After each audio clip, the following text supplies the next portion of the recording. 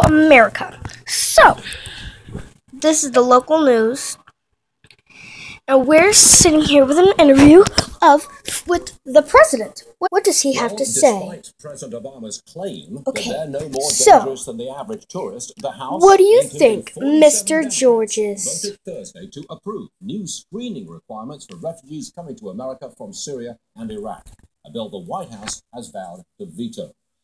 Dan, that sounded to me like broad-based political opposition to the president's stand. That vote on the refugee bill Thursday, was a significant political event.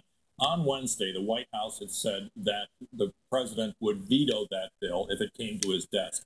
And the expectation was that there'd be enough Democrats in the Senate to sustain that veto. Came to a vote in the House, and he lost big. This is an enormous loss of political face for Barack Obama and the White House. And what it suggests is that comment that we just heard, that they're no different than tourists.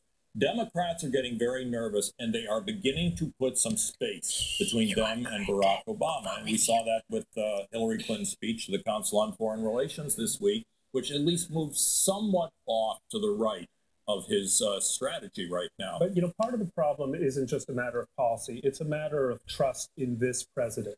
Because this is a president who has a record of making confident pronouncements about the foreign policy, about American security, which turn out to be not only slightly wide of the truth, but the opposite of the truth, starting famously with the JV team, Al-Qaeda on a path to defeat, Yemen a great success in the history of counterterrorism, winning in Iraq and Syria, and so on. And so every time this president says something, what we just heard, any normal person has to say, I'm not sure he has a real grasp of what the threat is.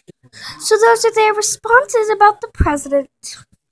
So, what do you think we should do about the president? You should tell us on our local daily news Facebook page. Now let's see what else these wonderful men have to say.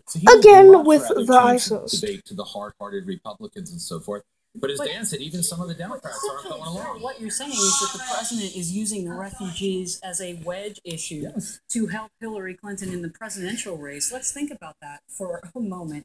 That's very, very frightening. And to Brett's point, it is. It's not just about President Obama's foreign policy incompetence. It's also that the average American can look around and see a broad failure of pretty much every bureaucracy that they touch, whether it's the IRS or the HHS or the veterans. Yeah, it is galling. It is galling for a president who has allowed the tragedy in Syria to fester and grow into the great humanitarian disaster of our time, to lecture Republicans about their moral obligations. And I want to make an added comment about about what you call a religious test. Okay, no one, certainly no one around this table advocates a religious test. But it is the case that in the Middle East today, Christians aren't simply in the firing zone. They are being targeted for persecution and for genocide, just as the Yazidis are. So they are in the same position that the Jews in Europe were during the Second World War. So, that's what they have to say. And I think that'll be all for today of the Daily News. Bye-bye!